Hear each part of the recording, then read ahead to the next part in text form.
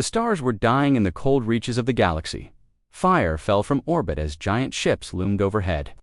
The peaceful planet of Velmarie, once full of life and laughter, was now a battlefield. Cities were burning, fields were ash, and the people could do nothing but scream. Inside a bunker, deep underground, Captain Laa of the Velari military coughed blood onto his cracked visor. Alarms blared, the walls shook. His squad was dead, his city was gone. Only one thing remained, dusty console. And a single working signal beacon. Is anyone there? He whispered, slamming his bloody hand on the panel. A faint light blinked. The beacon whirred to life. "You're wasting your breath," groaned a wounded soldier beside him. "I have to try, even if no one's left." With trembling fingers, NLA activated the emergency SOS. It was ancient tech meant to reach deep space beyond known civilizations. Beyond reason, it would take days, maybe weeks, or maybe no one would hear it. Still, he pressed send. The screen flickered. Then, silence. Far above, the enemy laughed. The Zarkith Dominion had crushed 100 species. The Velari would be just another forgotten name in the stars. But in a dark corner of the galaxy, far beyond the core systems, the signal traveled further than it was ever meant to go. It reached Earth in a classified military base buried under Antarctica. Alarms echoed. "Unknown signal detected. Non-human, not local," said a voice over the intercom. General Monroe, a tall man with ice in his eyes, entered the command center. "Put it on screen." The alien message translated into broken English. "Please help. We are being destroyed. Our children." It cut off. Where did it come from? Monroe asked. "Sector 47K. Unregistered system. No colonies nearby. Looks like a dead zone." The general narrowed his eyes. "And the species?" "No record, sir. Completely unknown." Monroe stared at the screen, silent for a long time. Behind him, another officer whispered, "Should we ignore it? Could be a trap." The general turned, face like stone. "They're asking for help." "So?" he smirked. "Let's show them what help looks like." On a death world in orbit above Earth, 12 dark warships prepared for launch. These weren't ordinary ships.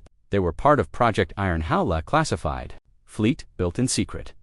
No diplomats, no reporters, only soldiers trained for extinction-level war. The lead ship, Vengeance-class Leviathan, came online. Inside, Commander Sora strapped into her chair. "Are the orders confirmed?" A voice crackled in her earpiece. "Confirmed. Investigate the source of the signal. If hostile threat confirmed, eliminate." She smiled. "Copy that." As the engines roared, Earth's monsters rose into the sky. 3 days later, the Velari homeworld was a graveyard. Smoke covered the air. The last of the defenders had fallen. The Zarkith soldiers walked through the ruins laughing, kicking the bodies of the dead. Then one of them looked up. "What is that?" A black shadow blocked the sun. A massive human warship, silent and cold, hung in the sky. No warning, no hail, just presence. The Zarkith scrambled, were being scanned, their tickets off the charts. A single message came through on every frequency: stand down or be destroyed. The enemy commander barked, "Ignore it. Attack." A missile launched into the sky. It never reached. The human ship fired once. A beam of white-hot plasma cut through the air like the hand of a god. The missile, the launcher, and half the street vanished in light. Then came the drop pods. 10 black pods crashed into the surface. From the smoke rose tall figures in heavy armor, silent, unmarked. Monstrous. The Zarkith opened fire. The humans didn't flinch. Bullets bounced off their armor. One human soldier stepped forward, raised his weapon, and fired. A Zarkith soldier exploded into mist. Then everything turned red. From the ruins of the bunker, Captain Nella woke up to rumbling. He coughed. Dust fell from the ceiling. A new sound echoed through the tunnel's metal boots, heavy and sharp. He grabbed a pipe, ready to fight, even if it was hopeless. The door burst open. A human soldier stood there, 7 feet tall, black armor, glowing eyes. LA froze. The human didn't shoot.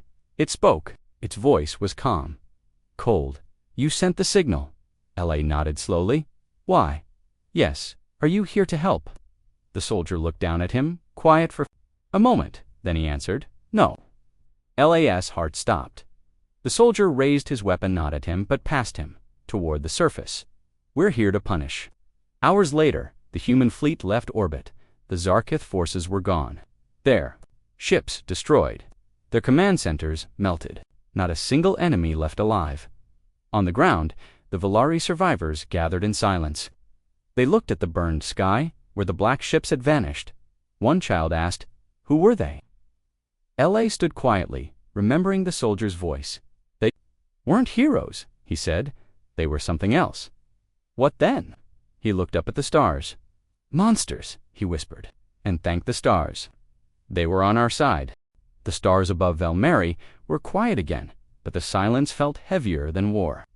People walked through the ashes of their cities, dazed, carrying the injured, burying the dead.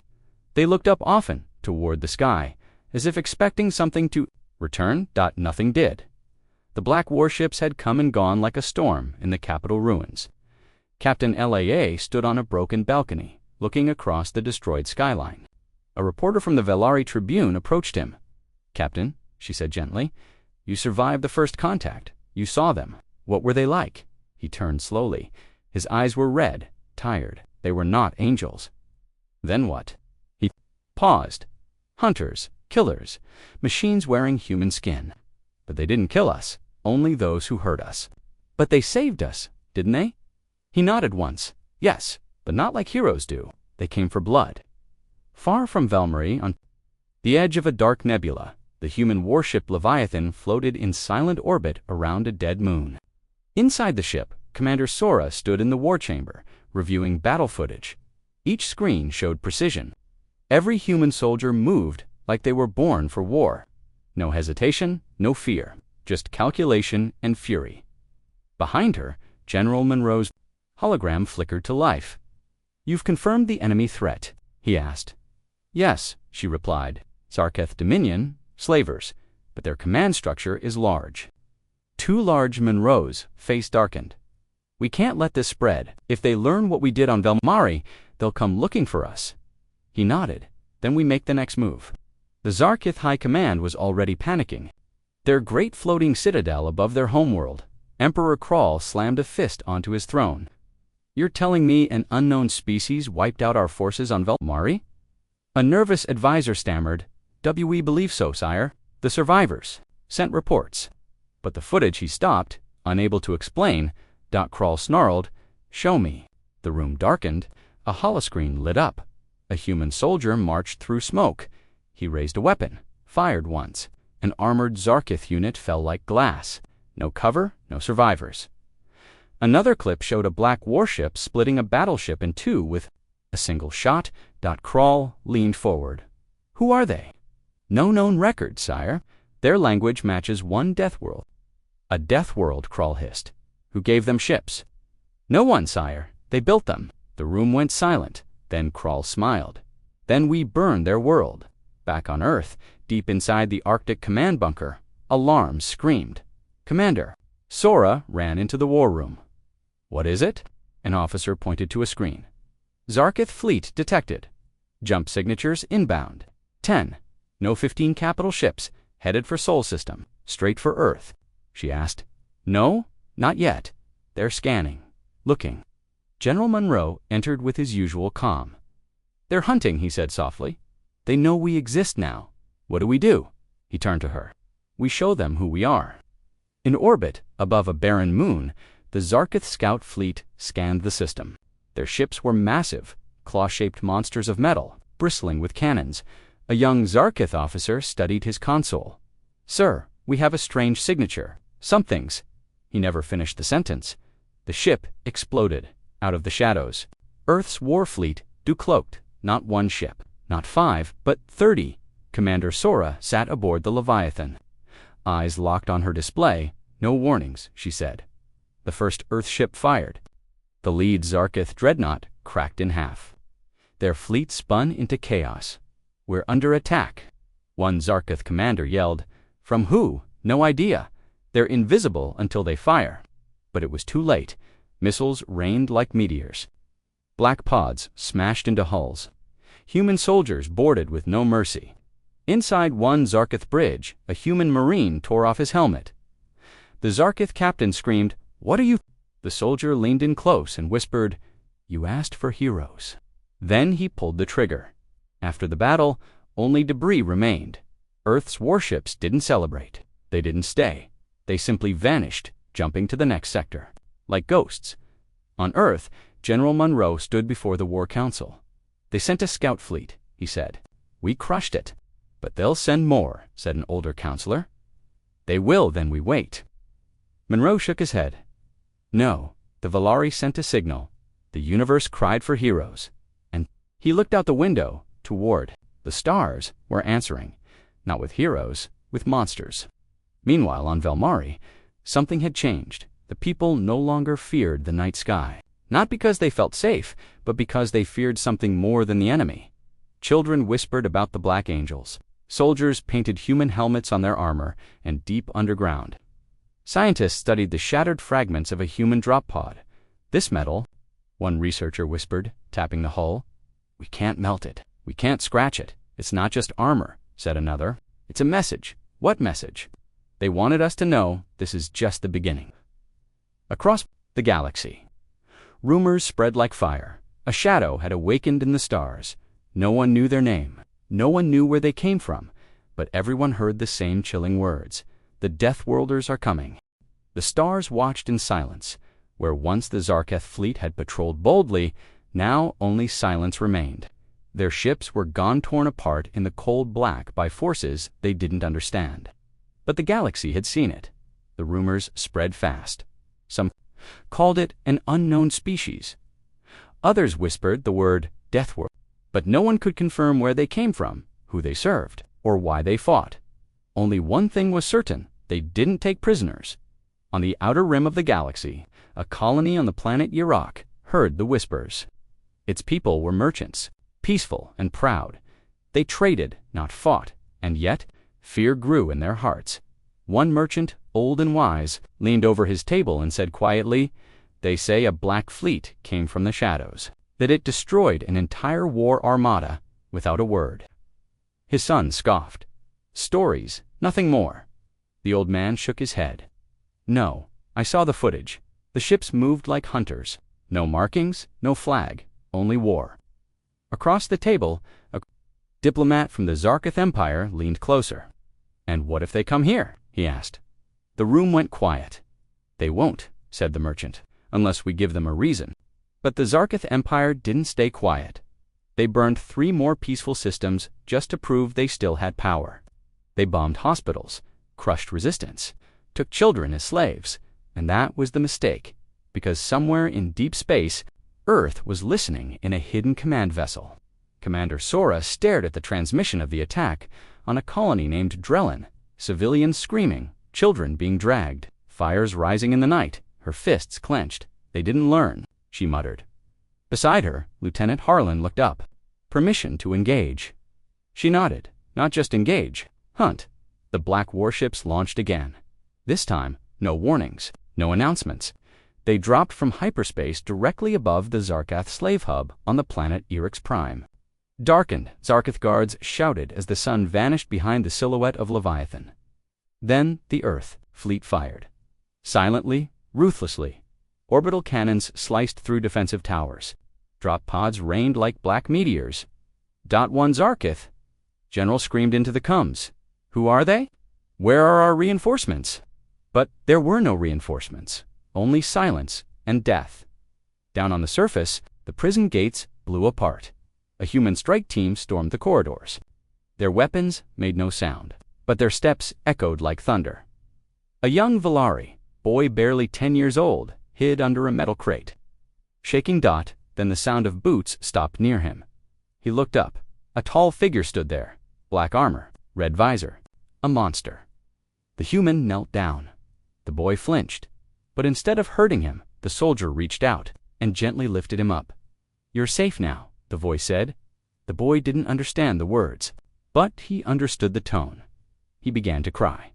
The soldier looked around at the others. "Evac, the civilians, kill the rest."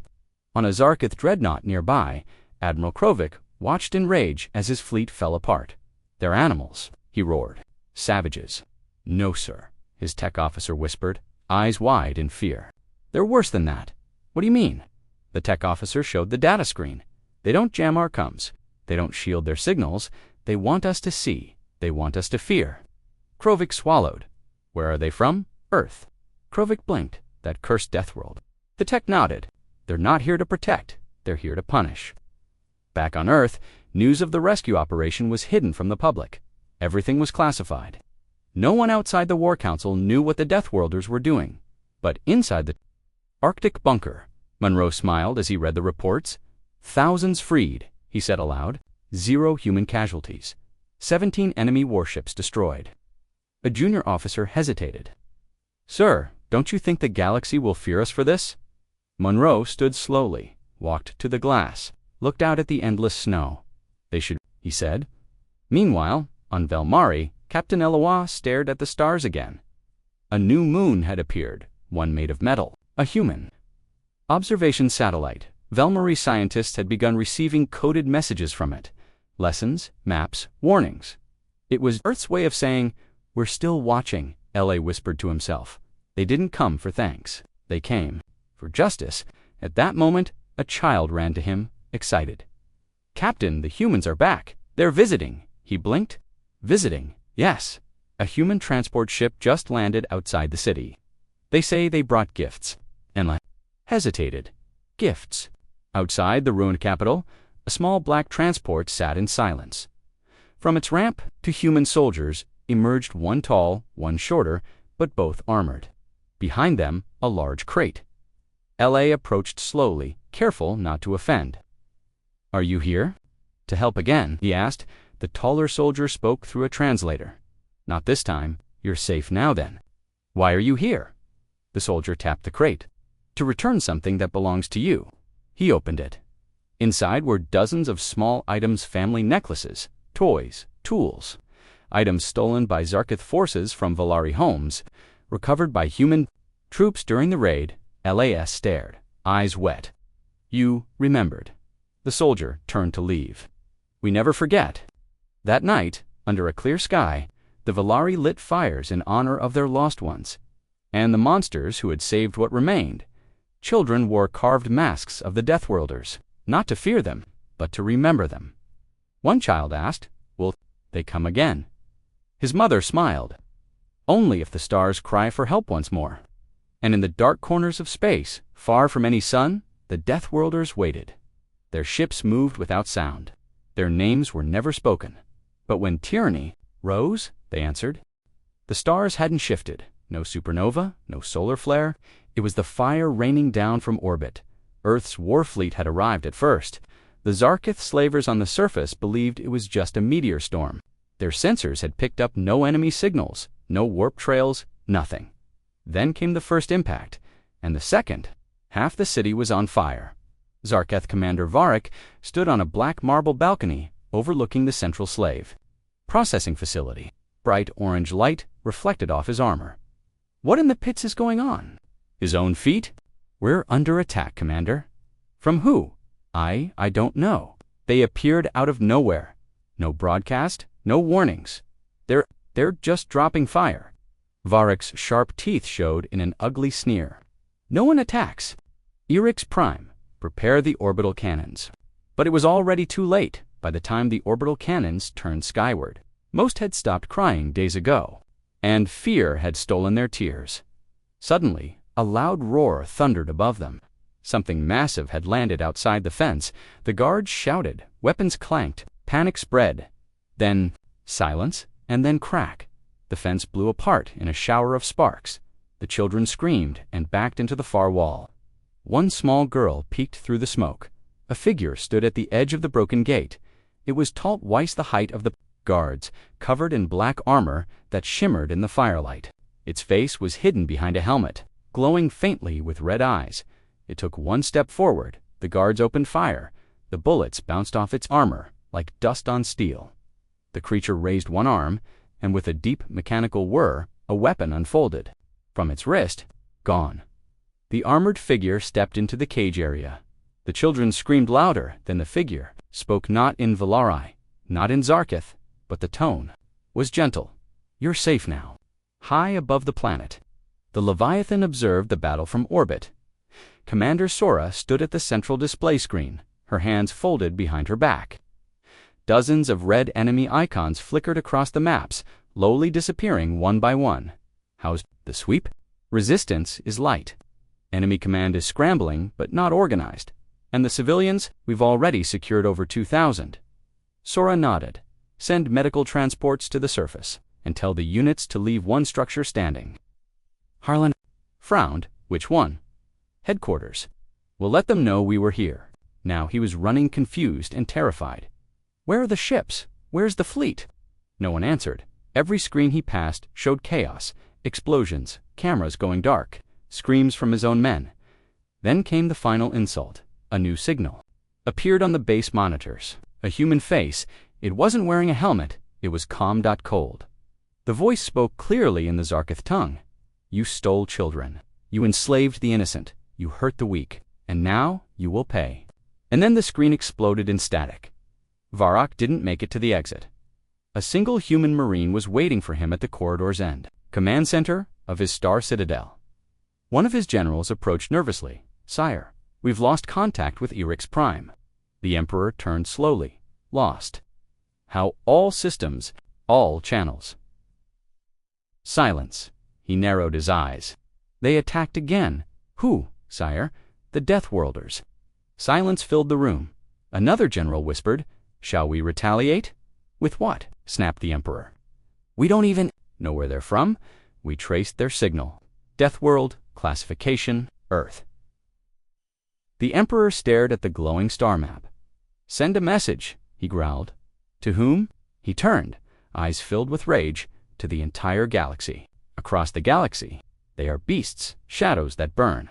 They come not for peace but punishment. But the message didn't have the effect they wanted. In backwater bars, hope. If monsters like the Zarkith were afraid maybe, just maybe, something worse had arrived to stop them. Back on Earth, General Monroe stood before the War Council. He was older now, eyes sharper, cold. The galaxy knows we're out there. He said, No more shadows. A council member asked, Should we withdraw? Avoid full contact. Monroe shook his head. We were never diplomats. We never wanted a seat at their table. Then what do you want? The man asked. He looked out the window at the stars. Balance. On Velmari, Captain L.A. gathered. With elders beneath the rebuilt city dome, a new statue had been placed in the plaza. An elder said quietly, And do you? L.A. asked. The elder looked at the statue, then at the sky. No, he said, not if they stay angry at the right ones. In the quiet aftermath of war, a new symbol began to appear on walls, ships, and resistance flags. A black helmet with glowing red eyes. No name, no explanation. Only a promise that somewhere in the dark, Earth's monsters were watching. The sky above Cora 7 was filled with smoke. Red flashes lit the clouds. Explosions shook the mountains far away. Screams echoed across the plains as people ran from their burning cities. Cora 7 had once been peaceful. Now it was a battlefield. A dark cave outside the capital. A small child clung to her mother. Her eyes were wide with fear. Will they find us? Mama, she whispered. The mother held her tighter. Not if we stay quiet, love. Not if the monsters get here first. The girl looked confused. Monsters? The mother nodded slowly, eyes full of hope and fear at the same time. Earth's monsters. That's what they call them. I prayed they would come. Suddenly, thunder cracked in the sky. But it wasn't a storm. It was a dropship Black Angular, screaming through the clouds like a blade. The monsters had arrived.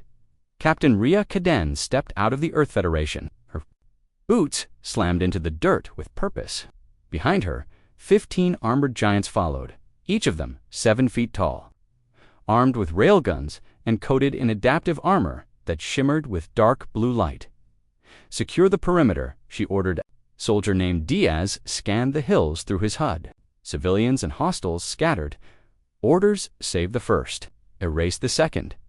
Caden replied coldly. Rhea was no ordinary commander.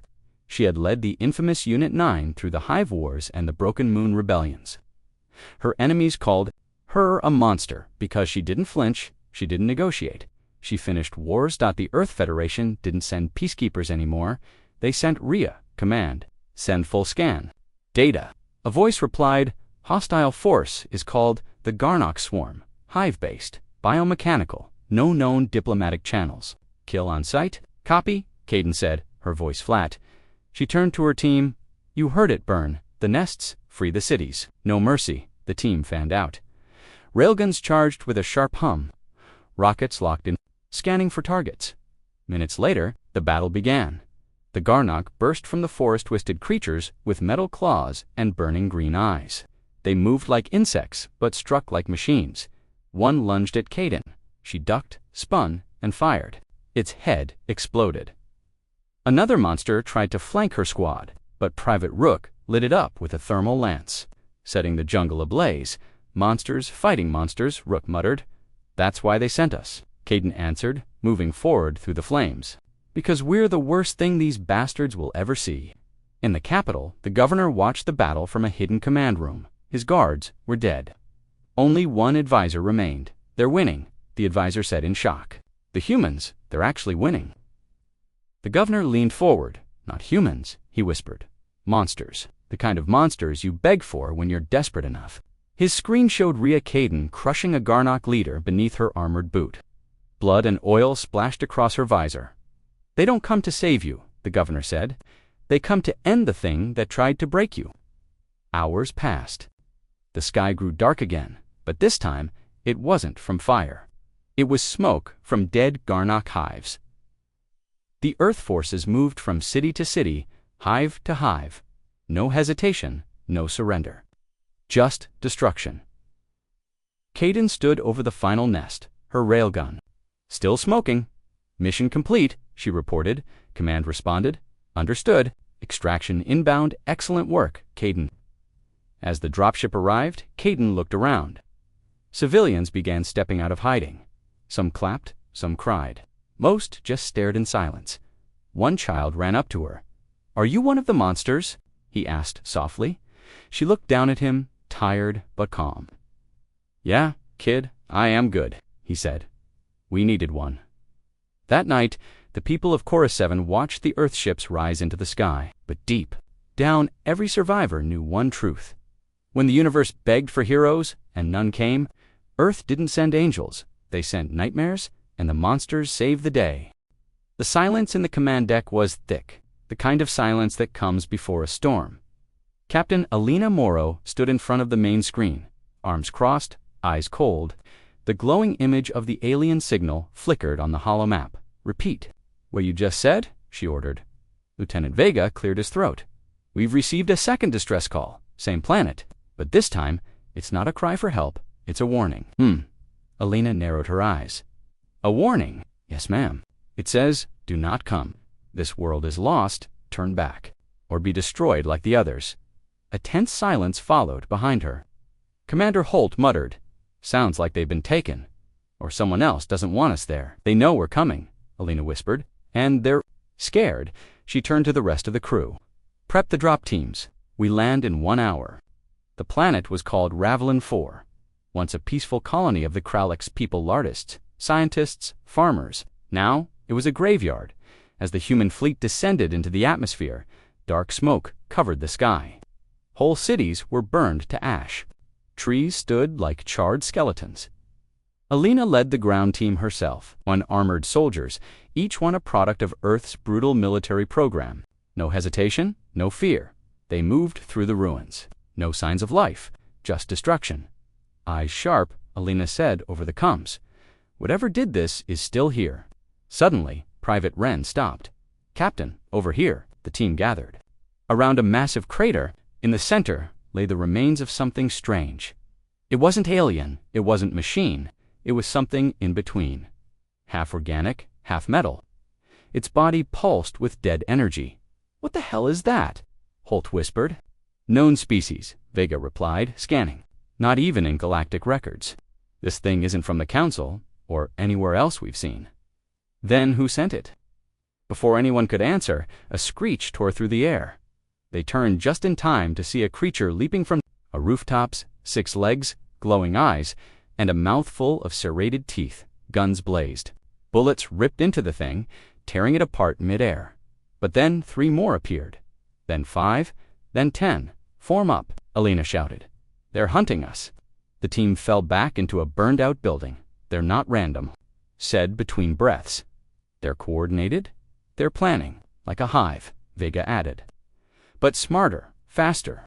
And this was a peaceful colony," Alina said, "which means whoever made these wanted to send a message." "What kind of message?" Ren asked. She looked him in the eyes. "That no one is safe, not even the helpless." They fought their way through the city looking for survivors. Most were already dead. A few were too far gone to save. But then they found her, covered in ash, eyes wide with fear. Alina knelt beside her. "It's okay. You're safe now. We're from Earth." The child trembled. "They said Earth wouldn't come. They said the monsters eat humans too." Alina's heart tightened. "Not this time. This time, the monsters are ours." As the team prepared extraction, a transmission came through. It wasn't from the Council. It wasn't from anyone they recognized. It was from the thing's a voice, cold, mechanical, emotionless. "Return to your world, humans. This galaxy belongs to us now." Alina stared at the screen. "Who are you?" "We are the Reclaimers, born from the ashes of forgotten worlds. You are not welcome." "Too bad," she replied, "because we're not going anywhere." "Then you will burn with the rest." "They're builders. They leave no survivors. They're constructing something on every world they conquer." "A new empire?" Holt asked. "Maybe. Or a weapon. Maybe both." "And we're in their way," Alina said. Admiral Stone nodded. "Exactly. Earth has faced monsters before, but this time we may be the last line. The Council is broken. The Reclaimers are spreading, and Earth's war fleet is all that's left." A heavy silence fell. But then Alina said, quietly but firmly, "Then we hold the line." Hours later, alone in her quarters, Alina stared at the hologram of the Kralix girl. The child's voice echoed in her mind. "They said the monsters eat humans too." She clenched her fists. The galaxy cried for heroes. It got Earth instead. But sometimes, monsters are what you need to fight monsters. And Earth had raised the deadliest ones of all. The battle above the scorched moon of Eltares was like nothing the galaxy had ever seen. Explosions danced across the stars. Wreckage spun wildly in the vacuum. Alien ships screamed and burned in silence. But the Terran warships, huge, dark, and terrifying, moved like reapers through a field of wheat crops down below. Inside the command center of the last surviving defense outpost, a young Eltari named Vocal pressed trembling hands against a console. "Why are they doing this?" he whispered. "They fight like demons, but they fight for us." "Because they are not saving us," said General Solon quietly. "They are avenging someone." Outside, another thunderous shockwave shook the bunker walls. The humans were winning and doing it brutally. Back on the Terran flagship Revenant, Commander Eva Riker stood before a massive holotable showing dozens of enemy fleets scattered in retreat. Her voice was cold and focused. "Report. Enemy flagship destroyed. 73% of their remaining forces are breaking formation," said Lieutenant Graves. "They're running." Eva narrowed her eyes. "Let them run. I want them terrified." Then she turned to the comms officer. "Open channel. All ships." A red light blinked, signaling that every human warship was now listening. "This is Commander Riker," she said. "No mercy. No prisoners. Burn them. Let the stars remember what happens when the innocent cry for help and no one comes except U.S." A silent wave of deadly agreement echoed across every Terran vessel. And so the hunt began, in a distant part of the galaxy. In a cold and shadowed council chamber, the Galactic Concord sat in horrified silence as a live feed showed the destruction unfolding over Eltares by the stars. Gasped a Drevel ambassador. "That's not a rescue fleet. That's a punishment." "They answered the call," said a quiet voice from the back of the room, "but they did not come as heroes. They came as monsters." "No," said another counselor slowly. "They came as what we created. We let the cries of weak worlds go unheard. We taught Earth what silence costs. On the battlefield, alien ships begged for surrender. Terran warships didn't answer. The Vindicator, one of Earth's oldest dreadnoughts, released a nova barrage that split a moon into two. The explosion could be seen from orbit. Debris rained onto the burning surface of enemy colonies. Aboard that ship, Captain Yelena Cray watched the destruction and said softly, "They won't forget this. They'll fear us for 1,000 years." Her second-in-command looked uncertain. "Is that what we want? To be feared?" Yelena's voice was like steel. "They never respected kindness. Let them learn fear." Back on Eltaris, the young Vokal stepped outside the bunker. The skies above were now clear but painted with fire and smoke. Human dropships were landing. Massive metal machines walked like giants across the ground. Terran infantry marched behind them in silent discipline. "Are they here to help us?" Vokal asked nervously. A giant armored figure stepped forward. His black armor was covered in glowing red marks. He removed his helmet. His human face looked calm but cold. "You called for help," he said. "So Earth came." Vogel bowed deeply. "Thank you. But we don't understand. You came so late. Why?" The human didn't blink. "Because you sent your signal into a dead sky. The ones who were supposed to help you ignored it." He looked up at the sky, where ships were still burning. "But we heard it anyway." In a deep space interrogation chamber, a captured enemy commander was chained to the wall. Blood and oil dripped from his metallic limbs. Commander Eva Riker stood before him, arms crossed. "You killed 3 billion innocent people," she said flatly. The alien coughed. "We were ordered." Eva leaned forward. "By who?" The commander laughed, a bitter, broken sound. "You think this ends with me. You think your fire will stop them." Eva's voice dropped to a whisper. "No, but it will remind them what fire feels like." Then she nodded to her officers. The lights dimmed. The screams that followed would never be recorded far away on Earth. The people watched the reports with grim silence. Old veterans saluted, young children whispered legends of ships made of black steel, of soldiers who never smiled, of monsters who answered a call no one else dared to. In a hidden command room deep under Washington, D.C., the president of Earth's Defense Union turned to her advisors. "They're calling us monsters," she said. One of the generals nodded. "Yes, but they're alive because of those monsters." She took a deep breath. "Then we own it. From now on, the galaxy will know this. Earth hears what others ignore. Earth comes when others run, and when Earth answers, it doesn't ask for peace." Above Eltaris, the last enemy vessel tried to flee. The Wraith, Earth's stealth battleship, decloaked behind it and fired a single shot. The enemy ship was vaporized in silence. In the control room, the pilot grinned. "We should leave a message," he said. The ship's AI responded in a voice like a whispering ghost. "Already done." Across the galaxy, on every frequency, one sentence now echoed. "You were warned. The monsters of Earth are awake." And in every dark corner of the universe, species that once mocked humanity now trembled at the thought, because when the universe cried for heroes, it was Earth's monsters who answered, and they didn't come to save, they came to punish. The alien children screamed as they were dragged through the burning fields. Fire lit the sky above, and the air stank of fear and smoke. The Kraval slavers didn't care. They laughed, their metal chains jingling as they herded the younglings. Into the loading ship, anyone who cried too loudly was hit with the back of a plasma rifle. High above, the stars shifted. A small dot appeared in the black silent, unnoticed dot until it blinked. Then the Kraval commander, General Sark, looked up. He froze. "That's not one of ours," he said, narrowing his 4 yellow eyes. The dot grew larger, and it didn't. Slowed down suddenly. A beam of light slammed into the Kraval ship. The entire side of the slaver vessel exploded in a ball of white-hot flame. The children ducked, screaming as metal rained from the sky. "What is that?" One Kraval officer shouted, "Monster-class signature human. It's the Terrans." "No, they're supposed to be far from this sector." Then explained the monster above our heads. Back in orbit, the UNS Crucible stood silent, like a god of war made of steel. Its hull bore hundreds of scars from battles, long forgotten, and deep inside it, behind the cold walls, sat Commander Rael Cortez. His voice was calm.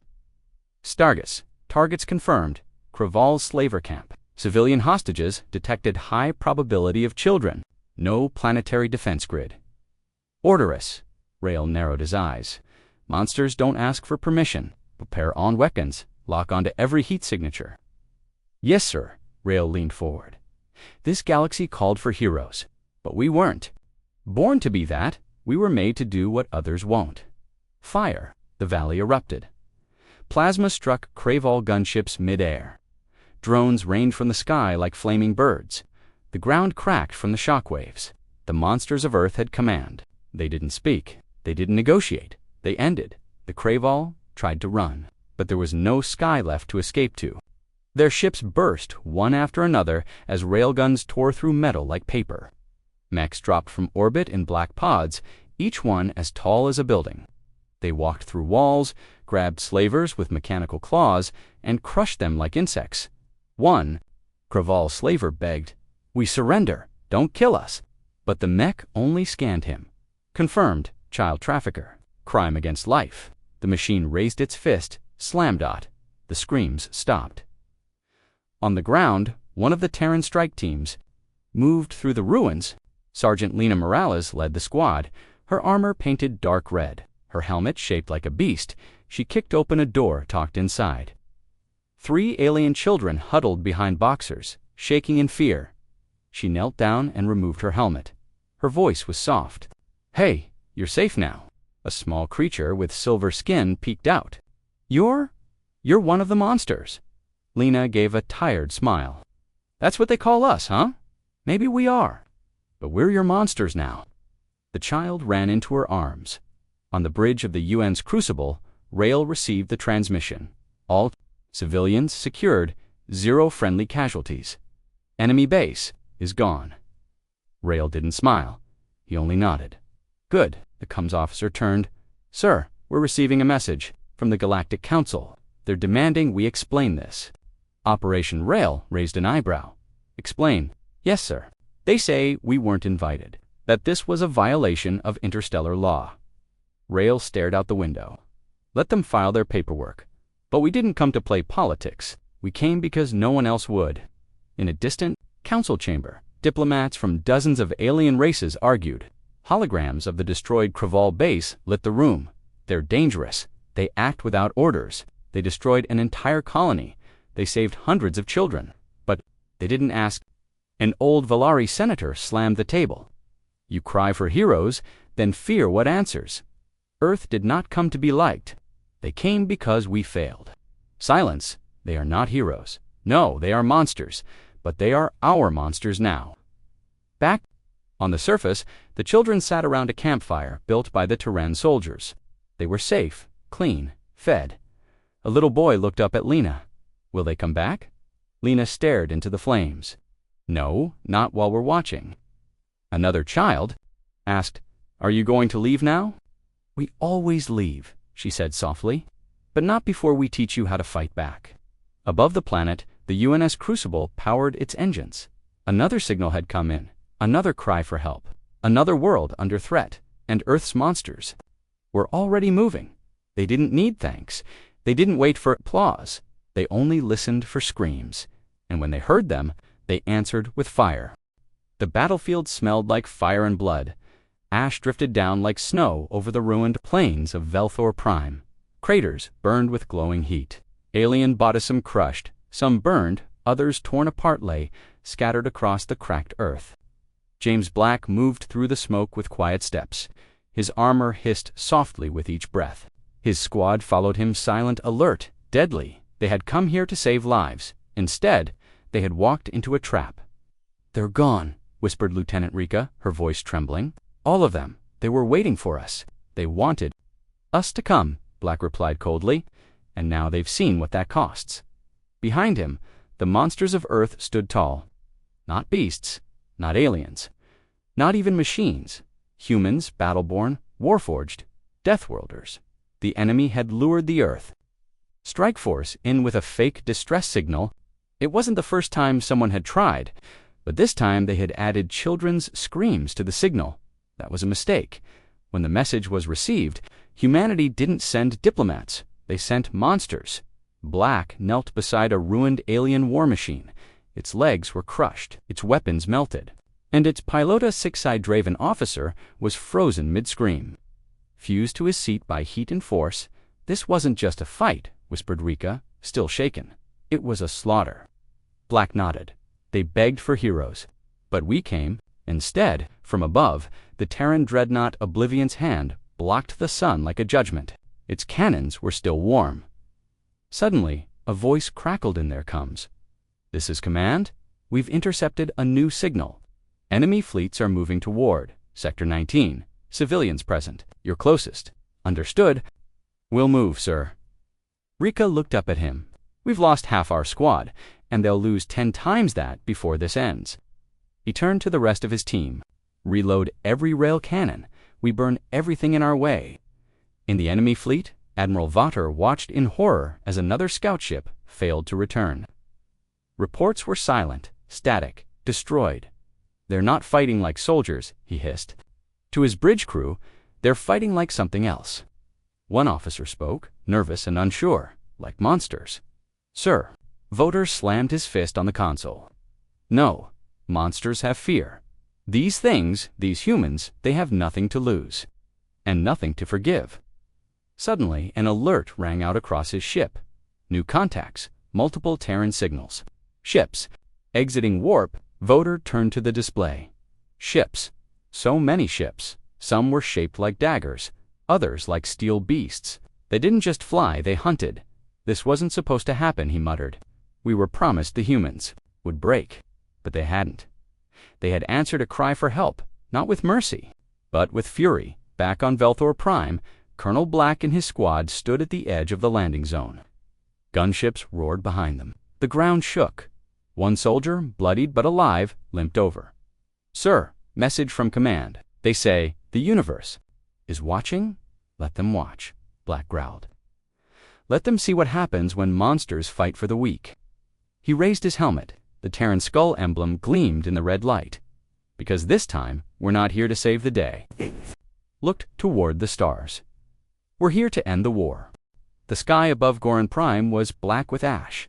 The once beautiful city had turned into a field of rubble and broken bones.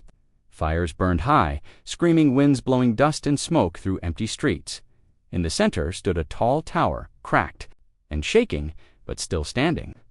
Deep inside it, hidden under steel walls, sat the last surviving leaders of the Gorani people. Their faces were pale, their eyes were wide. They watched the destruction outside through shaking cameras. They're not human, whispered General Kataran. They can't be. The room was silent. Only the hum of old machines filled the air. Then Counselor Shura turned to her screen and spoke slowly. This is what we begged for. Help. Rescue. We sent out a call, and monsters answered. 2 days earlier, suspenseful hook 2 to 5 minute, the city was calm. Birds flew over clean skies, and Gorani children played in green fields. They had heard of war, but never seen it. They thought they were safe. Then the signal came. A blinding flash lit up the clouds. The sun turned red. Every ship in orbit stopped, responding. People looked up and screamed. From the sky, black ships descended, sharp like knives, cold like death. They made no sound, but their presence broke the minds of the weak. One boy dropped his toy and stared. Mama, he whispered, why is the sky falling? Her answer never came. The world shook. Fire fell. The Terran warship Cradle of Wrath hovered above the ruined surface. Its hull glowed faint red from atmospheric burn, like an angry god staring down at broken ants. Captain Sloan stood tall on the bridge. His voice echoed through the ship. Status report. Resistance crushed. Enemy orbital cannons disabled. Civilian bunkers located. No retaliation expected, the officer replied calmly. Good, Sloan said. Begin extraction, sir. Extraction of what? The officer asked. Sloan smiled coldly. Data, DNA, and fear. Leave the buildings, burn the rest. Down below, a squad of Terran Reavers stormed the Gorani capital. Their armor was thick, black. Their helmets glowed blue. Their weapons whispered death. Leader of the Reaver squad, Callum Drake, raised his gauntlet and motioned forward. Check every room. no witnesses. They kicked down doors. Silent, fast, professional. Inside a lab, a scientist tried to hide. Behind a metal crate, he held up his hands. Please, I didn't fight. I just bang. The Reaver didn't even slow down. Drake stepped over the body. No one's innocent, not after what they did to Sigma Station. Far away, deep in the Guarani vault, Counselor Shura wept as she watched the feeds. This isn't war, this is slaughter, she said. General Cataran's voice was filled with bitterness. The legends were true. Humans are Deathworlders. Their heroes are monsters. No, Shura whispered, these aren't heroes. These are the ones they send when heroes are not enough. Above the planet, Sloan received a message. Captain, the comms officer said, signal received from Earth Command. New orders. Sloan leaned forward. Go on. The screen lit up. The Terran High Council's voice spoke clearly. Proceed. To secondary planet, same protocol, minimal survivors. Reminder, no treaties, no mercy. The universe wanted heroes. They got us instead. Sloan didn't blink. Understood. Prep the jump drive. Goran Prime is done. As the engines charged, Sloan stared at the scorched world below. This is what happens when you ask for Earth's help, he said softly. In a small hidden bunker beneath the city, a young Guarani girl clutched her baby brother. Her name was Tala. She had seen her mother vanish in fire. She had seen her father's blood on the wall, but she was quiet now. Calm, Dot. She whispered to her brother, don't cry. If we stay still, the monsters might not find us. But she was wrong. The steel door burst open with a loud crash. 3 Reavers entered, scanning the dark room. Tal screamed and shielded her brother. But something strange happened. One Reaver stopped. He looked down at the trembling child, then looked at the other Reavers for a second. Silence. Leave them, he said. The others turned. What that's against? I said leave them. The Reavers hesitated, then backed away. The girl didn't know why, but she didn't move. She just held her brother tighter, heart pounding back on the ship. Drake confronted the soldier who had broken protocol. You showed mercy, he growled. You broke command. The soldier stood tall. She was just a child. Drake's voice was cold. Do you think they showed mercy at Sigma? Do you think children didn't burn on our side too? I remember everything, the soldier said. But if we become monsters to fight monsters, what do we have left? Drake stared at him, then turned away. One more slip, and I'll finish you myself. Night fell on Goran Prime. The fires were dying, but nothing else lived. Captain Sloan stood in the war room, hands behind his back. This was just a message. To all others watching, Earth doesn't forgive. Earth doesn't forget. He turned to the stars beyond the screen. You asked for heroes, but we've buried them long ago, and far, far away, in the shadows of the galaxy, other alien empires watched the footage. They saw the ruined cities, the screams, the burning sky. They knew now the Terrans were moving, and nothing could stop them. A voice in one alien council said what they were all thinking. We should never have sent that signal. The stars trembled dot across the black sky. The enemy fleet loomed like a dark ocean. Billions of ships, thousands of species, united by one goal to crush Earth's monsters and erase their defiance from the galaxy. But the monsters didn't run. They stood. Commander Rachel Voss looked over the command deck of the dreadnought Ashbringer. The entire ship vibrated with energy. Massive weapons hummed. Shields burned blue. The final battle was here. They're coming straight for us, said Lieutenant Cho. No formation. They think brute force will work. Rachel narrowed her eyes. Let's show them what real force looks like. On the far end of the fleet, General Makarov was already moving. His battalion of cyberbeasts launched into space. Sharp claws, hardened steel, fire in their eyes. Below them, Earth was silent. Watching, waiting, any word from Orion's gate. Rachel asked too, nodded. Their fleet just emerged. The third line is holding. Good, she whispered. We buy time. The world is counting on us. Outside, the universe turned red.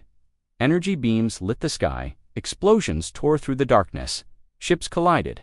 Alien cruisers broke apart like paper. But still, they pushed forward. Inside the ship, alarms blared. They're targeting our rear? Someone shouted. Deploy the echelon wolves, Rachel ordered. The beasts shot out like shadows. Born in human labs, evolved in Deathworld gravity, they were nightmares wrapped in armor. Not born, Makarov said. Through the Kamzu, Rachel asked. He grinned. The universe asked for heroes. Let's give them something worse. From the belly of his ship, the Leviathan was released. It was not a ship, it was a creature, a beast bigger than mountains, with steel skin, 10 eyes, and a nuclear heart. It screamed across space, tearing apart cruisers like toys. Its roar echoed through space. The alien commander panicked. What is that? One of his officers trembled. A Terran weapon. They call it Mercy's End. In minutes, the front line collapsed. Earth's monsters advanced. Rachel moved her fleet into the center. All cannons, fire. Massive plasma lances lit the darkness. One after another, the enemy ships exploded, raining fire and metal. But then, something new arrived. A black hole ship. It didn't move like others. It warped reality. It swallowed light. It's them, Cho said quietly, the ones behind it all. The true masters. Rachel's voice dropped. I was hoping we'd meet. The black ship opened. From it, an alien voice broadcast to all. You are not heroes, you are monsters. You should not exist. Rachel answered. Exactly, and that's why we're still alive. The ship fired. Reality cracked. But Earth's response was worse. The Leviathan turned. Its heart opened, revealing the Omega Cora forbidden energy humans swore never to use until now. Rachel gave the final command. Unleash everything. Omega fire burned through space. It didn't just destroy ships. It rewrote physics. It unmade matter. The black ship screamed. It tried to run too. Late, it was erased. The silence after was louder than war. Pieces of alien fleets floated, broken. Fires glowed dimly in space. The Terran war fleet, bruised but alive, drifted in formation. Behind them, Earth stood untouched, Cho whispered. We won. Rachel sat down slowly. No, we ended it. Messages flooded in from across the galaxy. Aliens crying, surrendering, begging. One voice rose above them all. A child, soft, afraid. Are you the monsters from Earth? Rachel looked at the stars and answered softly, No, we're what happens. When monsters protect those too weak to fight, the war was over. But the legend had only begun.